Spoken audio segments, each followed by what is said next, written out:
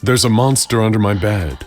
Almost every parent has heard their kids make the claim, and it's usually nothing more than some unusual shadows, or at worst a household pest scurrying around. Parents usually tell their child to go back to sleep, or maybe try to dispel their fears by shining a light under the bed. It's a childhood rite of passage, and one that usually passes soon enough. But for one young woman in Missouri, the monster under her bed was very real and very dangerous. SCP-3887-A doesn't seem like she belongs in a containment facility. She's a 24-year-old woman who lived a quiet life in her hometown until things went horribly wrong. She doesn't appear to possess any special abilities, and the Foundation is able to contain her without any difficulty. But wherever she goes, death and destruction follow. It's not her doing, but there is something out there that will not stand to see her hurt in any way. Her personal monster under the bed is very protective, something another young woman found out the hard way. Incident 3887-A-1 occurred in 2014, when the young woman was attending a party with her girlfriend. Her partner was berating and humiliating her in front of the guests, which was apparently not a rare occurrence in their relationship. Suddenly, something manifested under a nearby table, and before she could react, her girlfriend was brutally mauled by the unknown creature. Her limbs were completely severed from her body, and she died at the scene.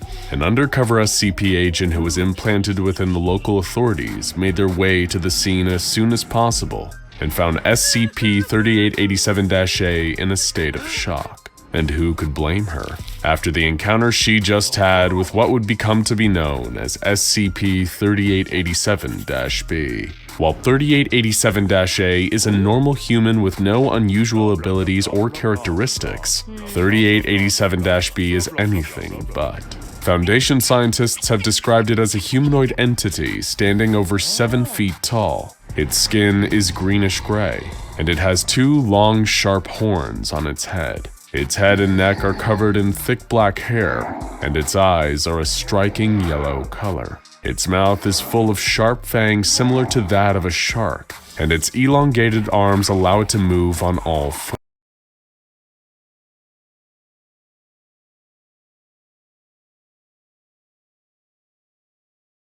fours. It has a long, hairless tail that resembles a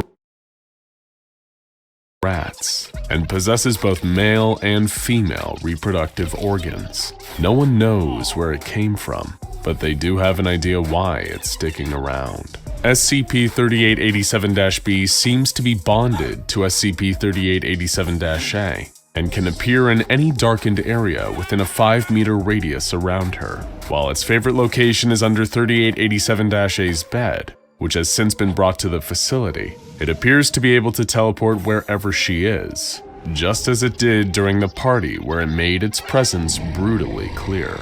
It has odd eating patterns and is able to gain nourishment from practically any object, whether it resembles what we would consider food or not. Its favorite treats, for example, SCP-3887-A's socks, but it does have one weakness that has been useful in containing it. It can't stand the light, and it doesn't just hate it. When SCP-3887-B is exposed to bright light, it develops blisters and wounds and flees to the nearest dark area.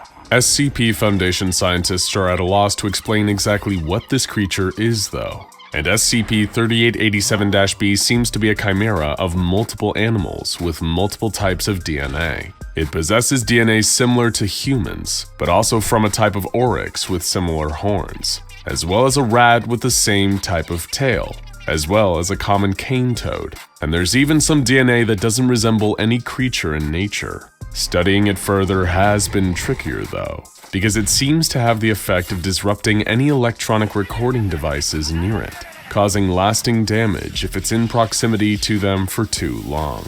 There has been one good bit of news for SCP scientists though, because while it has shown that it can be extremely violent, it has not attacked Foundation officials, not yet at least. Its good behavior may not have anything to do with how it personally feels about Foundation staff though. and is instead all thanks to SCP-3887-A. 3887-A has been completely cooperative since she was taken into custody by the Foundation. She doesn't perceive them as a threat, and so far it seems like SCP-3887-B is following her lead.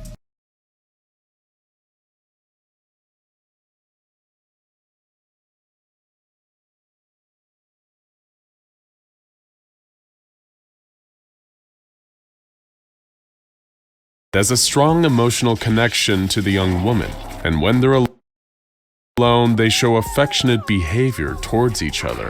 While the creature does not seem to like the Foundation, it doesn't seem like it wants to become hostile, until the Foundation gives it a reason to. When 3887-A was interviewed following the tragic incident by undercover Foundation agent Bellamy, she was panicked and terrified. She admitted that her partner often treated her badly and believed that the creature was trying to protect her. She admitted that she had seen the creature before. She even had a name for it. She called her Grenda. 3887-A thought she was crazy. Now there was proof though. She was not imagining the monster under her bed. Describing Grenda as her boogeyman, the young woman talked about how she had known the creature since she was a child. She grew up in an old house in the country that was full of strange sounds that made it sound like something was in her room with her. And sometimes she would even catch a glimpse of what she thought was a monster under her bed watching her. She tried telling her parents, but they thought she was making the whole thing up. And even she was forced to wonder if she was hallucinating or had somehow imagined the whole thing. But then when she was a teenager, all of her doubts were put to bed. One night, 3887-A's parents were loudly fighting, a sadly not rare occurrence in their household, and she locked herself in her room to get away from them. As she hid, Grenda emerged from under her bed for the first time and talked with her. And she isn't the only one that Grenda is willing to speak with. She's also sat down for her own interviews with Foundation researchers. Well, the researchers sat down, while Grenda remained under the bed. Foundation researcher Dr. Tanner interviewed Grenda, who was cordial but guarded, and remained deeply protective of the girl under her protection. She expressed feeling guilty for getting 3887-A in trouble, but Dr. Tanner assured her that 3887-A was not being punished and was being kept at the Foundation for her own safety. He offered that they could keep Grenda safe as well, but she responded that as long as 3887-A remained safe, then she would be as well. She explained that her kind fed on the anxiety of children, which was why they lurked under their beds. She was apparently only supposed to remain with this girl until she was 10 or so, but became attached and decided to stay with her, which was against the rules of her people, and as a result she had been exiled from her home. At this point, Grenda offered to show herself to the researcher and began to emerge from under the bed. Unfortunately, as has become standard when attempting to document SCP-3887-B, all of the recording equipment malfunctioned and was unable to record Grenda's appearance. The Foundation continued to have questions about this pair and their strange relationship, and interviewed SCP-3887-A again, this time by a Dr. Garden. 3887-A told Dr. Garden that she had been sleeping well and had been spending lots of time talking to the entity under her bed. That led Dr. Garden to bring up a theory about how SCP-3887-B had come to exist. The young woman speculated that Grenda may have been created from her fears. One of her first memories of being scared was when she went to an aquarium and a massive bull shark came close to the glass where it bared its rows and rows of shark teeth, the exact same kind of teeth that Grenda possessed. In fact, all of the traits Grenda exhibited, like her rat tail, seemed to connect to childhood fears that she had experienced. 3887-A always felt alone as a little girl, and she believed that she might have manifested Grenda as a companion who was there exactly when she needed her to be. This raised the question of whether SCP-3887-B really was the unnatural entity, or if SCP-3887-A is the source of the entity's existence. The next interview with SCP-3887-B would raise even more questions. When Dr. Garden went to interview SCP-3887-B, it was clear that the entity was agitated. Grenda became hostile as soon as Dr. Garden entered the room, saying she was hungry and didn't want to answer questions. When Dr. Garden said that 3887-A had provided it with socks, the entity reacted with anger. The socks were just a snack. To live, it needed fear. 3887-B fed off human emotions, specifically paranoia and anxiety. SCP-3887-A used to be full of them, but now she was unusually calm in the facility, and it was having a bad effect on her companion.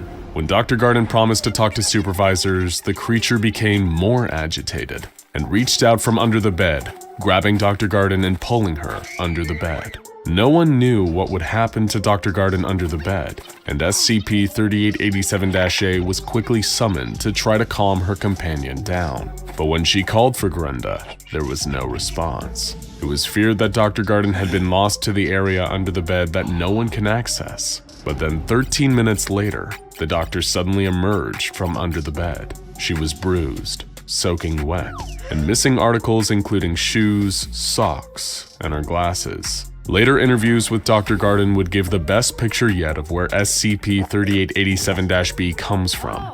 Dr. Garden described being pulled under the bed, which then led somewhere else entirely. She fell for 15 seconds, still being held by SCP-3887-B. But when she landed, she was alone in a large cave made of black rock with purple gems in the walls. The cave contained a waterfall, a lake, and what looked like SCP-3887's secret home. It was filled with pictures of the girl she was bonded to, a violin, some stuffed animals, and large piles of the girl's socks. SCP-3887-B was there in the cave with her too, watching her. She would catch glimpses of the creature, her white fangs and her yellow eyes. She was terrified and ran screaming, trying to find any way out of there as the creature pursued her. She couldn't evade her forever though, and eventually Grenda grabbed Dr. Garden. She was lifted into the air as Grenda bared her shark-like teeth, but instead of eating her, the creature instead took off the doctor's socks and thanked her, before somehow sending her back up into the darkness. She then found herself back under the bed, surrounded by worried SCP personnel. Since then, SCP-3887-B has not brought anyone else into its home. It seems feeding on Dr. Garden's fear was enough for the time being, and the situation has remained stable since. The SCP Foundation has been able to develop relatively simple containment procedures for the two entities that make up SCP-3887, as neither is currently hostile. The two are contained within a standard humanoid containment cell with the bed at the center. SCP-3887-A is given standard amenities, a healthy diet including a vitamin for some minor health issues, and her own control over the lights in the cell. She has requested and been given a gaming system for entertainment and up-to-date entertainment media, but was denied access to the internet, a pet cat, and access to the on-site recreation areas, due to the risk of SCP-3887-B getting loose. The facility does have plans in place in case Grenda decides to become hostile again though. While SCP-3887-A normally maintains control of the lights in her cell, the Foundation has a failsafe installed so they can turn them up at any time. Since SCP-3887-B reacts negatively to bright light, the lights can be used as a security system to send her retreating back under the bed until she can be pacified through other measures.